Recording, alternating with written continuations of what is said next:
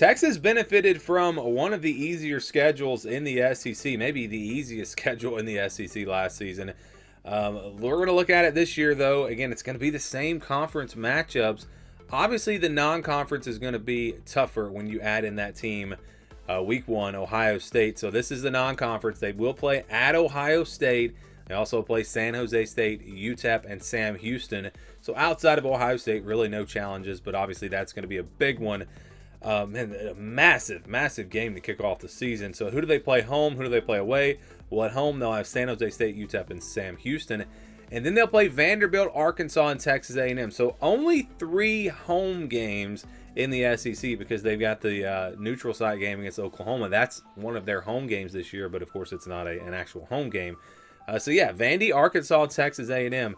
If you're a Texas fan and you're wanting to go to a big game this year at home, not many options. I mean, Arkansas, Texas A&M, that's about it.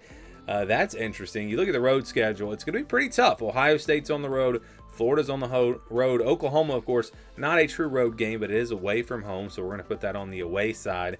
Kentucky on the road, Mississippi State on the road, and Georgia on the road. So, again, you look at the challenges in the schedule. You've got Ohio State. You've got Florida. I think that's going to be a tough one. Oklahoma, potentially. And then Georgia. I mean, 4 games on the road that are going to be tough. And then at home, Texas A&M's probably their only tough game. So most of the hard games for Texas this year will be on the road. So that is a negative to this schedule. But again, overall, the schedule, it's not horrible, especially in the SEC. So this is the full schedule. They'll open up with Ohio State on August 30th. Obviously, again, that's going to be a massive showdown there. 2 teams that just played in the college football playoff. Man, that's a tough one to predict, too. I think Texas is going to have more experience coming back, but it's on the road. So that's really going to be a toss-up type game, in my opinion. Then you've got San Jose State and UTEP. Then they'll play their first bye week, and then they'll play Sam Houston. So, yeah, you got all your non-conference games in the month of September. They don't play a conference game until the month of October, and that'll be a road game at Florida. I think this game will be much, much more difficult than the game last year. Of course, Florida did not have DJ Lagway in that matchup. It wasn't close at all. This time it's on the road. So that's a really tough one for Texas. Could see them losing that game for sure. We'll see. Oklahoma next in Dallas, of course, October 11th. Right after that first road game at Florida. So that's a really tough back-to-back. So again, when you look at this schedule in totality, it's not that bad. But where the games are and just like, it's actually a pretty tough schedule. At least compared to what they had last year. They'll have back-to-back road games after that, Kentucky and Mississippi State. A couple of tricky road matchups there right after playing Oklahoma. Then they get Vanderbilt at home. So that's a tougher, you just look at those 5 teams and you think, oh, that's not a very tough stretch. But then when you look at, it's at Florida, it's Oklahoma, rivalry game, it's at Kentucky, at Mississippi State. That's 4 games in a row away from home. That's going to be a tough stretch. And then Vanderbilt to close things out there on November 1st before they get to their second bye week. And then you look at their final 3 games. There's Georgia on the road. That's going to be, between Ohio State and Georgia. You're talking about Texas potentially playing 2 top 5 teams on the road.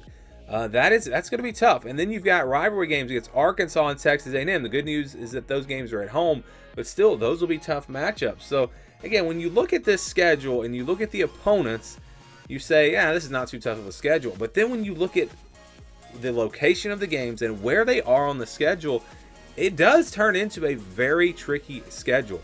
Again, we're talking about Georgia, Arkansas, Texas A&M, 3 big games in a row. We're talking about 4 games away from home, from Florida to Mississippi State. I think the reason why it turns out this way is because you have San Jose State, UTEP, and Sam Houston all in a row, and a bye week.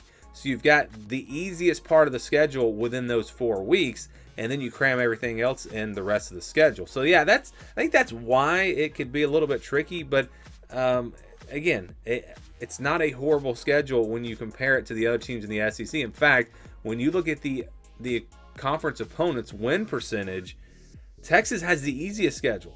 Just a 38% win percentage for their conference opponents. Now, a big part of that's Mississippi State. They got no wins last year. And then Kentucky, finished at the bottom. Oklahoma was not very good. So that is a big reason why that number is at 38%. I don't think that tells the whole story, though, because they do have to play Georgia on the road. They do have to play Florida on the road. good news is they don't play some of the other top teams. They don't play Tennessee. They don't play Alabama. They don't play South Carolina. They don't play Ole Miss. They don't play LSU. So, again, when you look at the opponents, it's a pretty easy schedule for Texas. But when you look at where they fall on the schedule, I do think it makes for a pretty tricky schedule for the Longhorns in 2025.